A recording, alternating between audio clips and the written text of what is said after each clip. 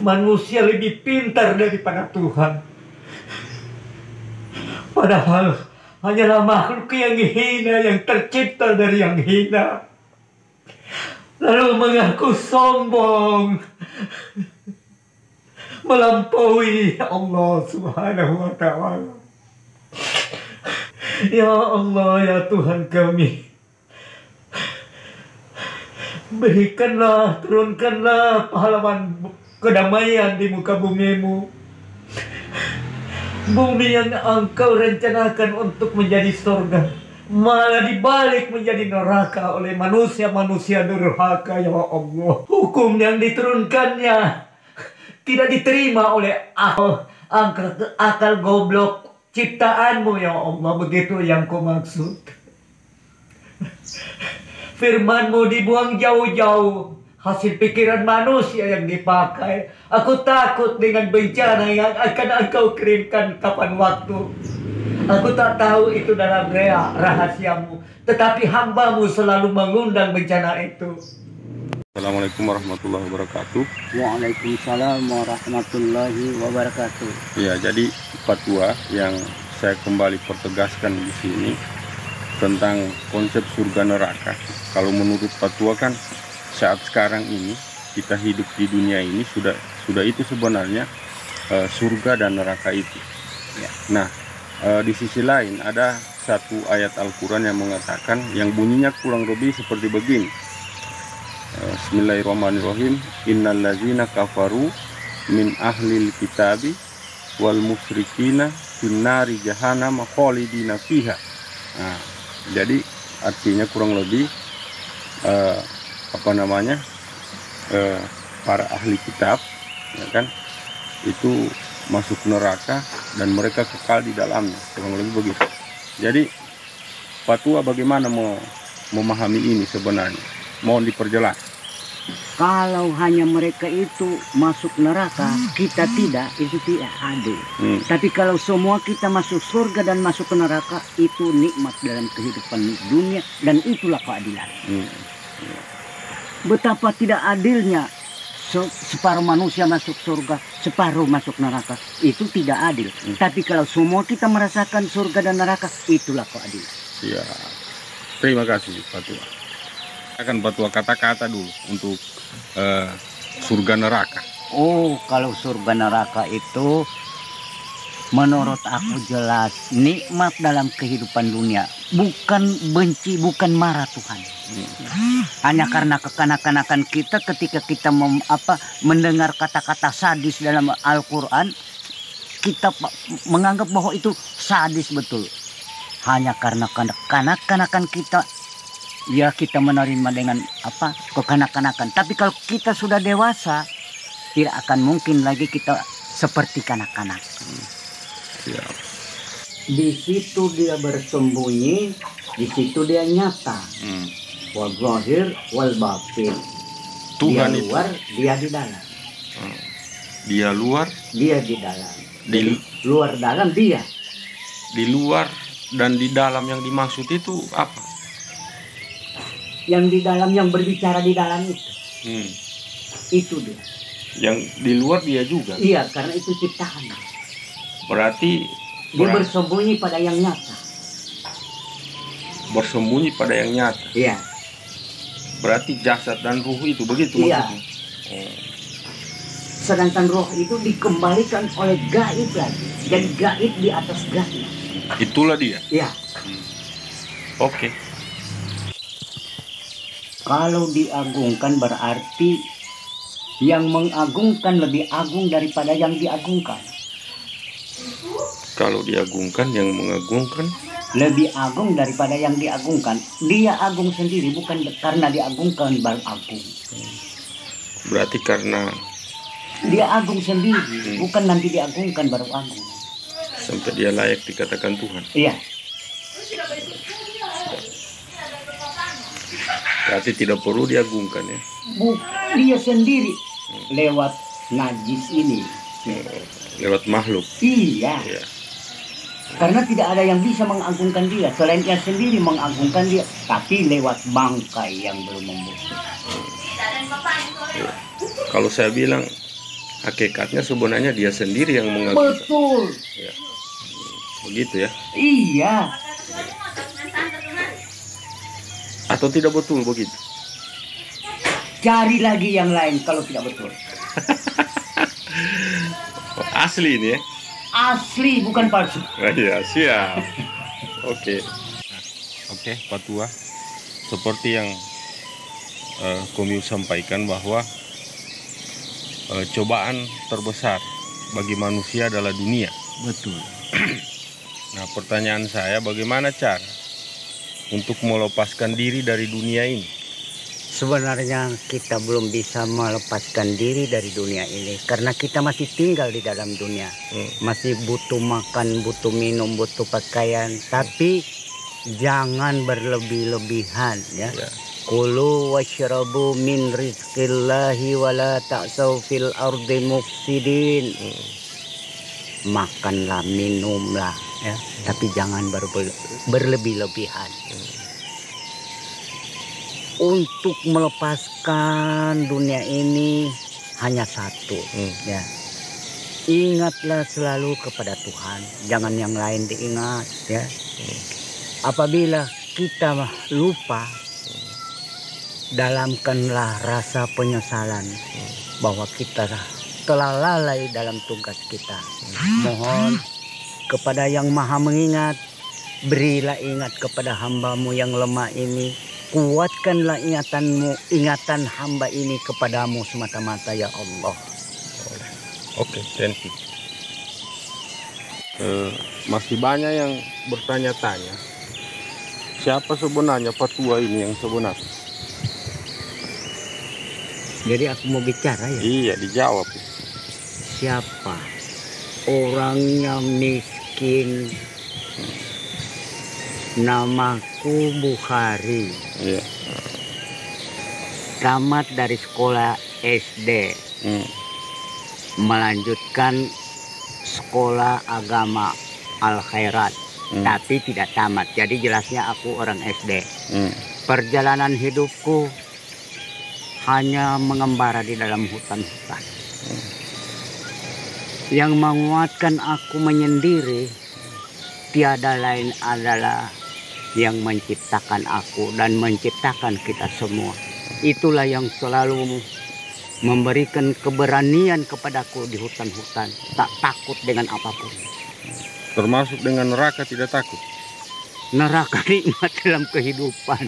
Surga juga nikmat dalam kehidupan. Berarti sama posisinya antara surga dan neraka? Kalau surga tidak ada, neraka juga tidak ada. Jadi dua hal yang berbeda itu adalah nikmat dalam kehidupan dunia. Berarti siap masuk neraka kalau mati? Siap, ya. Karena penonton masuk neraka bukan siapa-siapa. Apakah salah Tuhan kalau dia memasukkan aku ke dalam neraka? Dan kalau ia salah, siapa yang menghukum? Kan tidak salah. Berarti terserah dia? Itu urusannya dia. Ya. Oke. Jadi berikutnya terkait dengan hari pembalasan atau hari kiamat. Ya. Bagaimana menurut Pak Tua? Itu jelas, tidak usah diragukan. Malik Yaumiddin ya. Tidak usah diragukan, itu pasti tiba ya. Tidak usah diragukan. Berarti jadi bagi orang yang awam ya, yang pengetahuannya di tingkat rendah, betapa takutnya akan berhadapan dengan malakul maut yang tak pernah merasa belas kasih kepada si cantik, kepada si jelek, kepada siapapun, yang kaya, yang miskin, semua direnggut nyawanya. Hanya mungkin orang-orang yang tidak direnggut dengan kasar nyawanya, yaitu orang-orang yang selalu ingat kepada Sang Pencipta. Oke. Di saat-saat kita membersihkan badan kasar kita, jangan lupa pula membersihkan jiwa kita.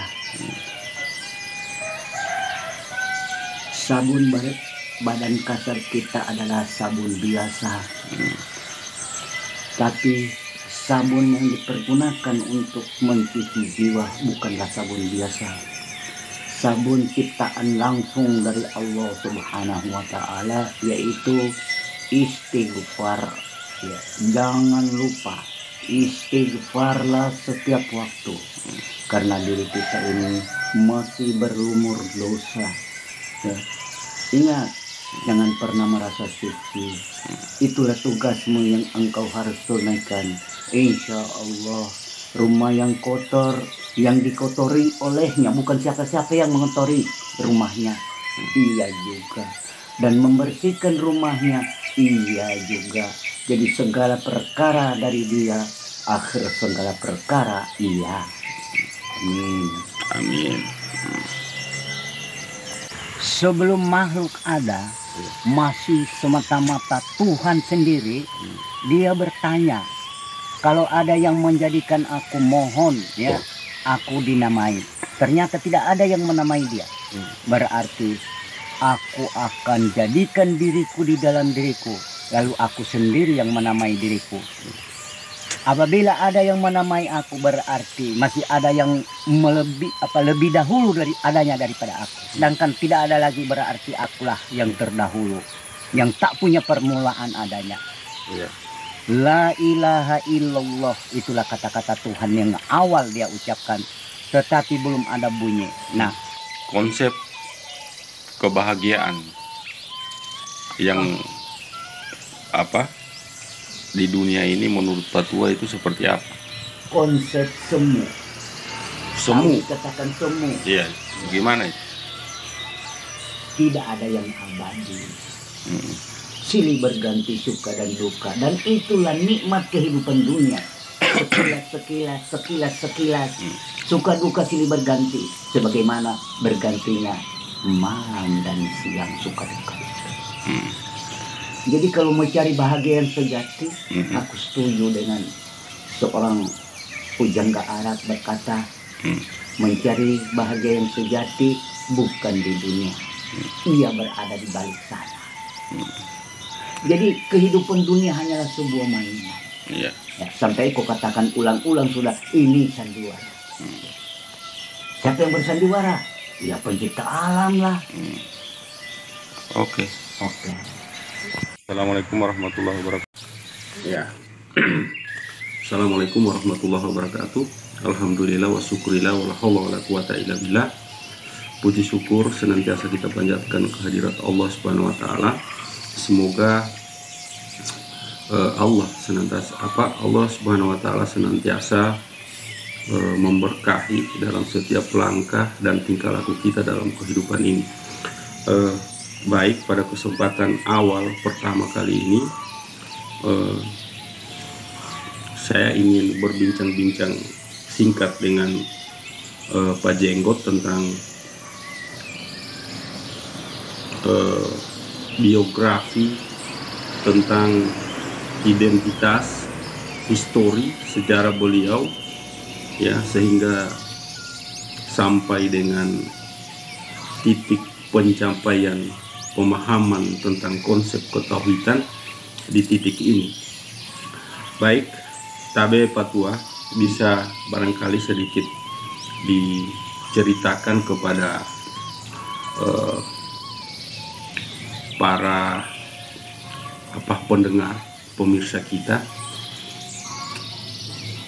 tentang cerita bagaimana masa kecil Patua. Patua dilahirkan di mana, keluarga apa, ya kan? Dan bagaimana masa kecilnya, kurang lebih seperti begitu. Tabe, silakan Patua. Baik. Masa kecil kami dididik oleh orang tua kami dengan pendidikan agama Islam sesuai dengan ajaran Nabi Muhammad SAW. Di masa kecil kami dididik untuk sholat. Pendidikan ini sangat keras dilakukan oleh orang tua kami. Sesuai dengan ajaran Nabi, umur 6 tahun anak dididik sholat. Ketika meninggalkan sholat di umur 7 tahun maka dipukul. Itu ajaran Nabi. Begitulah orang tua kami mendidik kami. Sehingga pendidikan itu tumbuh subur di dalam jiwaku. Di antara kami bersaudara 6 orang, mungkin pendidikan ayah kami ini hanya aku yang merasakan bagaimana maksud orang tua kami membimbing kami dengan ajaran-ajaran Islam yang keras. Yaitu bila meninggalkan puasa, meninggalkan sholat, dipukul. Aku itu sangat merasakan, dan mungkin karena aku adalah anak yang paling bandel, paling banyak merasakan pukulan-pukulan orang tua. Pukulan-pukulan inilah yang mendorong aku ingin mengetahui apa sebenarnya hakikat dari sholat. Karena ini yang paling dilarang oleh ayah kami, jangan sekali-kali ditinggalkan. Nah, itulah yang mendorong aku mencari hakikat dari apa yang dikatakan sholat. Terus kami dididik. Dimanapun kami berada, sholat itu jangan ditinggal. Apabila ketahuan, kami kena pukul. Begitulah ayah kami mendidik kami. Tapi di antara kami yang bersaudara 6 orang, mungkin hanya akulah yang jadi seperti ini, yaitu mencari Tuhan sampai bertemu. Berarti Pak Tua, bisa saya bahasakan akibat dari didikan itu, kemudian bisa dibilang Pak Tua ini menghijrahkan diri dari lingkungan keluarga, ya kan, mencari Tuhan. Apa yang diinginkan secara spiritual, dalam hal ini Tuhan. Begitu kurang lebih barangkali Pak Tua, ya? Iya.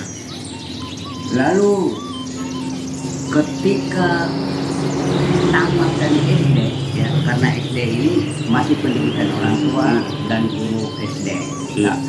Pendidikan orang tua yaitu pendidikan ajaran Islam yang keras.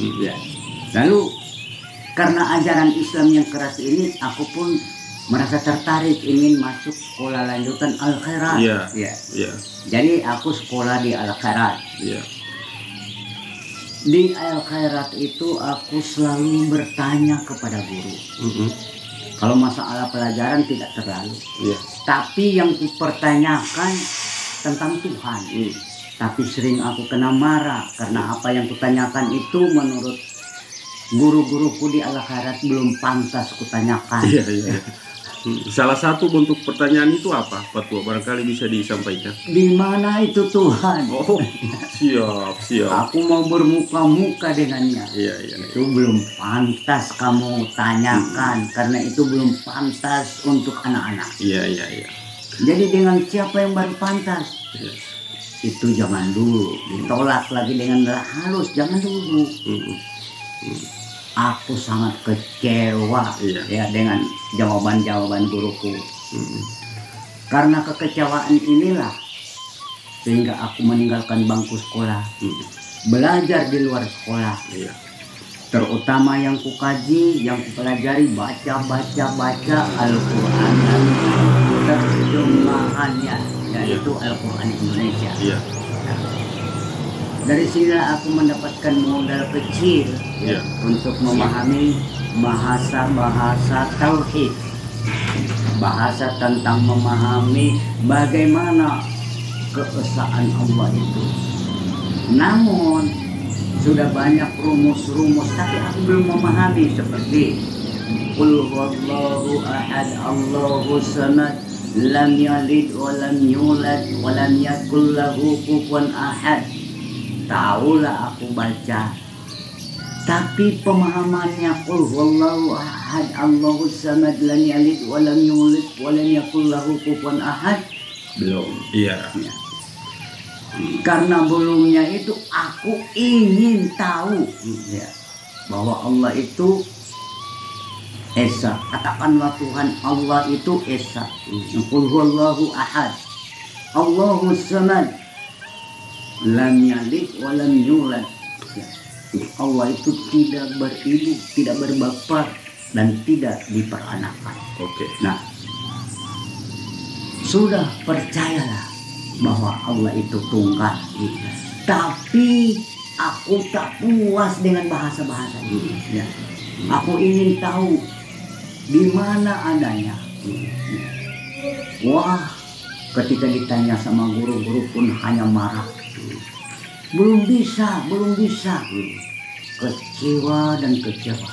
Kemana aku akan bertanya, dan siapa yang bisa menjawab pertanyaanku ini, sehingga aku ini merasa senang. Karena ini menjadikan aku gelisah dan gelisah ya. Karena ingin menemukan sang penciptaku, tapi tidak ada seorang pun yang bisa menjawab bahwa Tuhan itu ini. Ya, kalau ibarat benda ini dia. Mauku itu ditunjukkan seperti itu. Siap. Oke. Terima kasih Petua atas penjelasan singkat tentang tahapan atau tangga mulai dari latar belakang masa lalu, sejarahnya, sampai kemudian bisa sedikit mengerti tentang konsep dari ketuhanan seperti itu. Oke, terima kasih Petua. Sampai di sini dulu untuk perbincangan kita pagi ini tentang apa yang telah disampaikan tadi. Lebih dan kurangnya saya dan Petua mohon maaf. Wabillahi taufiq wal hidayah. Assalamualaikum warahmatullahi wabarakatuh. Waalaikumsalam warahmatullahi wabarakatuh. Ya, akutnya Petua dari Umi Mawar, nama akunnya itu. Dia bertanya bagaimana agar ingatan kita kepada Allah itu tidak lepas. Betul. Sebenarnya itu melalui latihan dan latihan. Apabila kita lupa atau lalai ingat kepada Tuhan, mohon kekuatan untuk ingat selalu. Ya.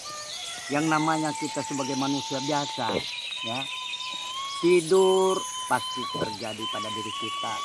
Tidur itu tidak mungkin kita ingat kepada Tuhan, tapi sebelum hilang ingatan kepada Tuhan, ingat terus sampai hilang ya. Itu latihan demi latihan dilakukan agar supaya lebih banyak kita mengingat daripada lalai. Lalai sedikit timbul penyesalan. Lalai sedikit timbul penyesalan. Mohon kekuatan, sebab tidak ada yang memberi kekuatan selain yang maha kuat, dan tidak ada yang memberi ingatan selain yang maha mengingat. Demikian jawaban kami. Insya Allah diterima oleh siapa? Umi Mawar. Umi Mawar. Ya. Dan Oke. mudah-mudahan yang lain menonton dapat juga menerimanya. Oke, siap. Thank you. Akutnya Petua dari Umi Mawar.